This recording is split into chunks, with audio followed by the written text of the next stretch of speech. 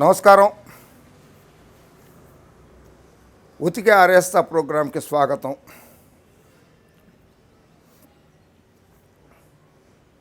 అయిపోయి అంతా అయిపోయి.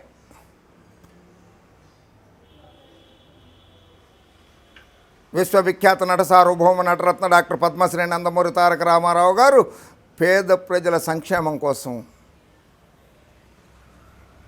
బడుగు బలహీన దళిత వర్గాల కోసము దీనజన బాంధవుడిలాగా తెలుగుదేశం పార్టీని స్థాపిస్తే, పుత్రవాత్సల్యంతో, కొడుకు మీద ప్రేమతోటి తెలుగుదేశం పార్టీని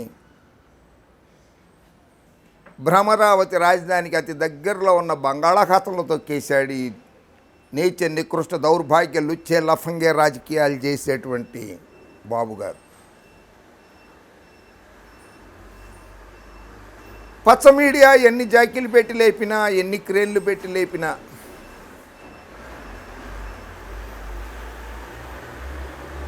అది ఆ పార్టీకి, తెలుగుదేశం పార్టీకి భవిష్యత్తు లేదని, లోకేష్ బాబుతో అయ్యేది లేదు చచ్చేది లేదని కూడా తెలుగుదేశం కార్యకర్తలకు కూడా అర్థమైపోయింది. గతంలో ఎన్నడూ లేని విధంగా అనంతపురం జిల్లాలో రసాభాస తెలుగుదేశం పార్టీ మీటింగులో కాల్వ శ్రీరాములపై దాడికి యత్నం, ఆయన మాజీ మంత్రి,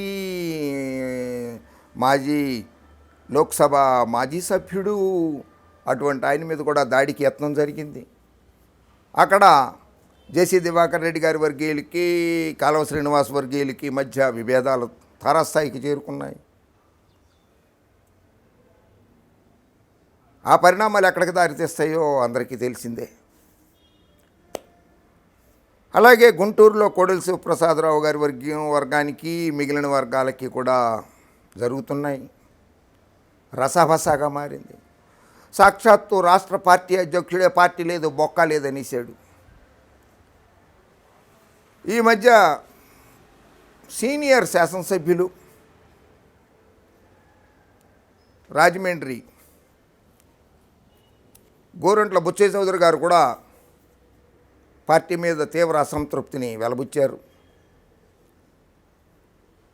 లోకేష్ ఆధ్వర్యంలో పార్టీ బ్రతకదు అని చెప్పి కుండబద్దలు కొట్టినట్టు చెప్పేశారు ఆయన కూడా.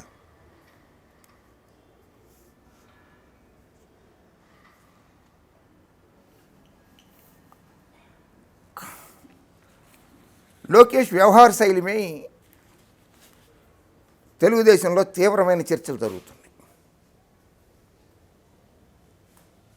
పచ్చ మీడియా కంకణం కట్టుకోకపోయినా, ఏం చేసినా సరే లోకేష్ తోటి మాత్రం పార్టీ బతకదు.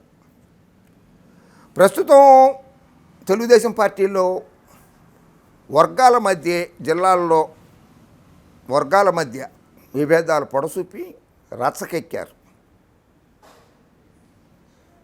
రానున్న కొద్ది రోజుల్లో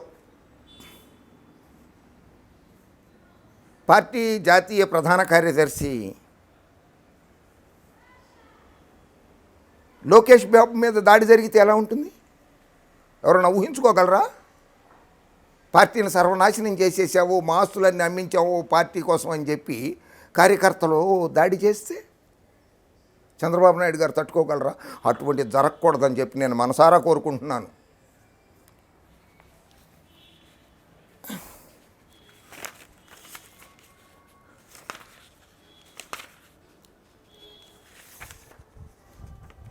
లోకేష్ గారి ట్వీట్ ఇది.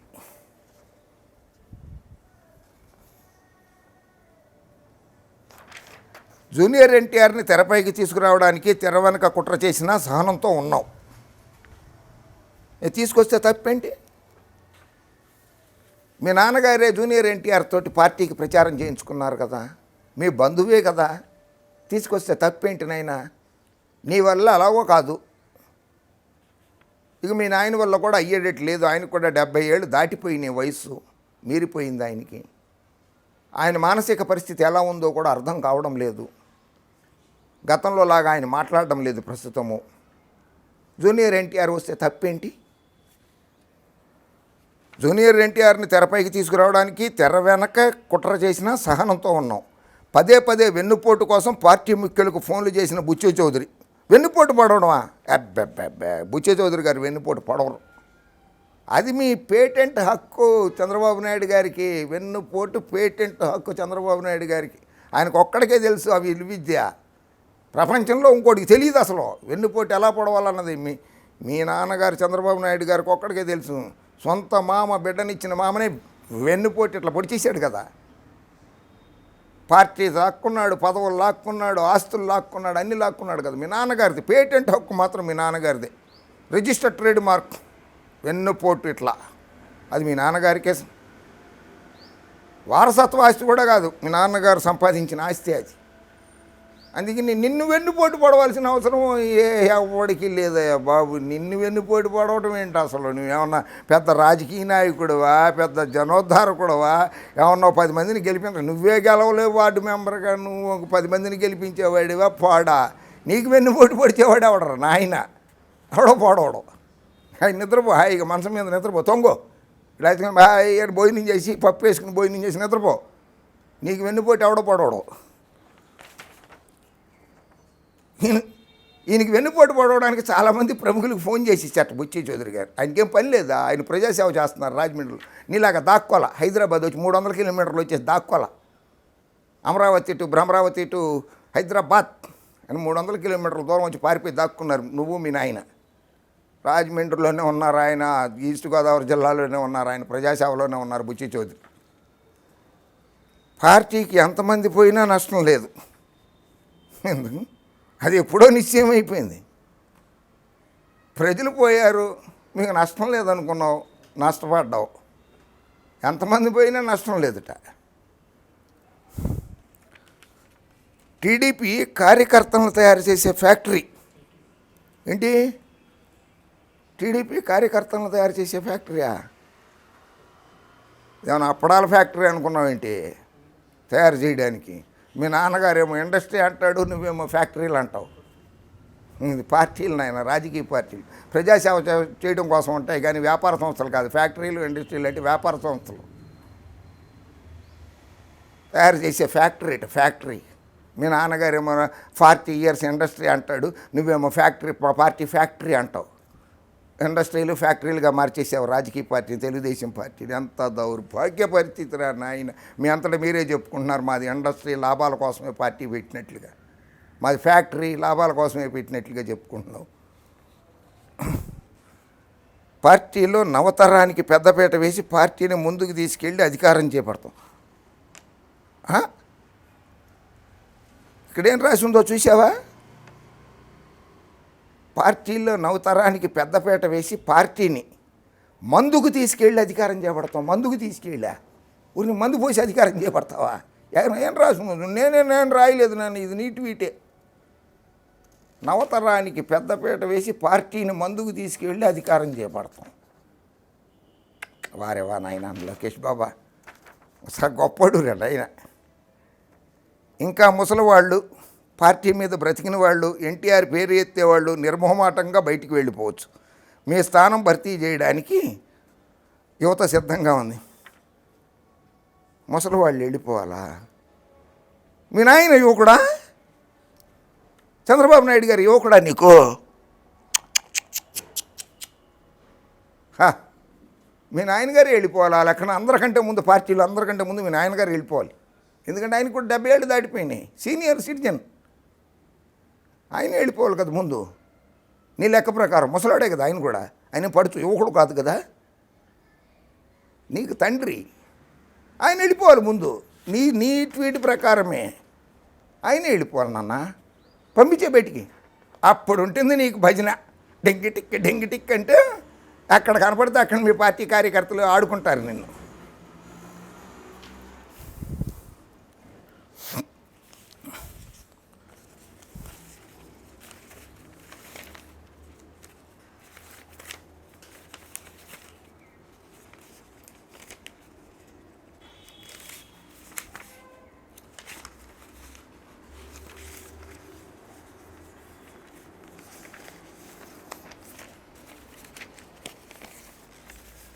పెద్దలకు గౌరవం ఇవ్వడం అనేది వైఎస్ జగన్మోహన్ రెడ్డి గారిని చూసి నేర్చుకో. వైఎస్ జగన్మోహన్ రెడ్డి గారిని చూసి నేర్చుకో. ఇగో ఇది పెద్దలకు గౌరవం ఇవ్వటం అంటే కుటుంబ సమేతంగా కూడా ఇలా గౌరవం ఇవ్వడం, సమాధి దగ్గరికి వెళ్ళి నివాళులు అర్పించడం, శ్రద్ధాంజలి ఘటించడం. ఇది జగన్మోహన్ రెడ్డి గారి దగ్గర చూసి నేర్చుకుని, అన్నయ్య లాంటి వాడే బాబు జగన్మోహన్ రెడ్డి, ఆయన చూసి నేర్చుకో.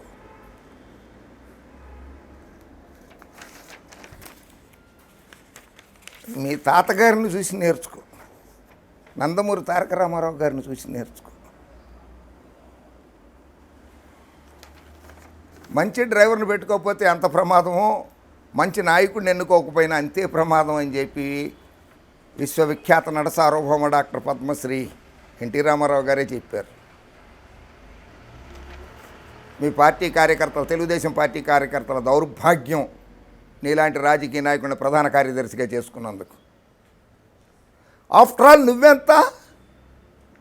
నువ్వు జగన్మోహన్ రెడ్డిని విమర్శించే స్థాయికి వస్తావా? బుచ్చే చౌదరిని, గోరంట బుచ్చే చౌదరిని విమర్శించే స్థాయికి వస్తావా? ఆయన 6 సార్లు ఎమ్మెల్యేగా గెలిచాడు నాయన. అటువంటి వారి మీద నువ్వు నోరు పారేసుకుంటావా? ఒరే లోకేష్ బాబు తాత అయితే ఏంటా? ఆయన విగ్రహానికి దండేయడానికి కూడా నీకు మనసుకు అంగీకరించలేదా? దౌర్భాగ్యమా! నీకు ఆ లోకేష్ అని పేరు పెట్టిందే నందమూరి తారక రామారావు గారురా. ఆ నందమూరి తారక రామారావు గారిని అవమానిస్తావా? నీకు పేరు పెట్టిన ఆయన్ని.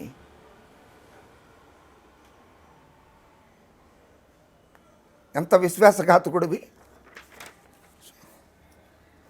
ఎన్టీఆర్ విగ్రహానికి పూలదండ వేయమన్నా వేయని లోకేష్, కారు కూడా దిగన వైనం, అసహనానికి లోకైన నాయకులు, కార్యకర్తలు. లోకేష్ అక్కడ ఉండగానే ఎన్టీఆర్ విగ్రహానికి గజమాల వేస్తున్న పార్టీ కార్యకర్తలు. తూర్పుగోదావరి జిల్లా ఏజెన్సీలో మంగళవారం పర్యటించిన టీడీపీ జాతీయ ప్రధాన కార్యదర్శి నారా లోకేష్ ఏటపాక దగ్గరట, తూర్పుగోదావరి జిల్లాలో. ఆయన పెట్టిన పార్టీతోటి మీ నాన్నగారు లక్షలాది కోట్ల రూపాయలు సంపాదించారు. నువ్వు ఈ స్థితిలో ఉండడానికి కారణం నీ తాతగారు నందమూరి తారక రామారావు గారు. ఆయనకి దండ వేయలేదుట. చిచే, నీ చేతులతో దండ వేయించుకుంటే ఆయన పరుగు పోతుంది.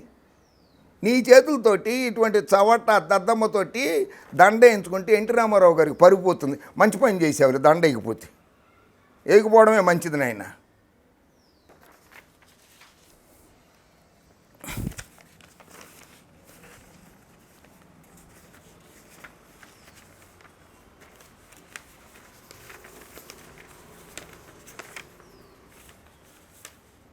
ది హిందూ పేపర్లో వచ్చింది ఇది.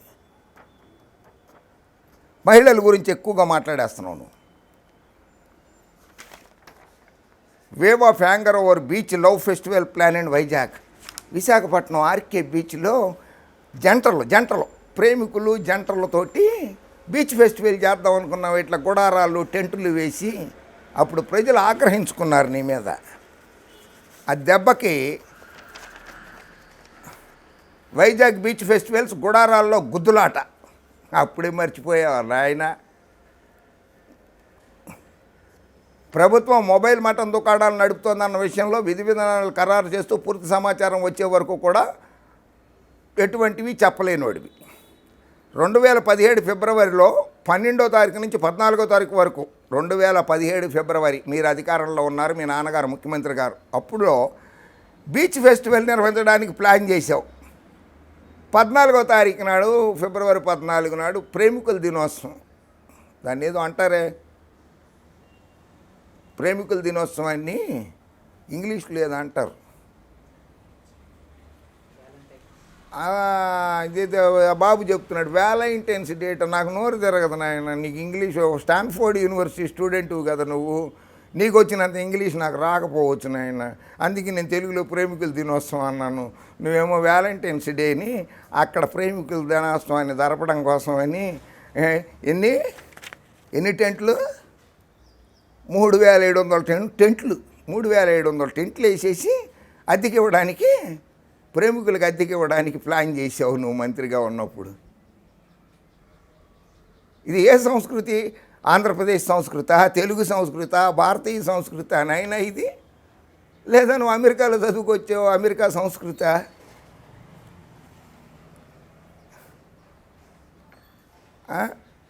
పక్కలేసాం దిళ్ళు, పరుపులు.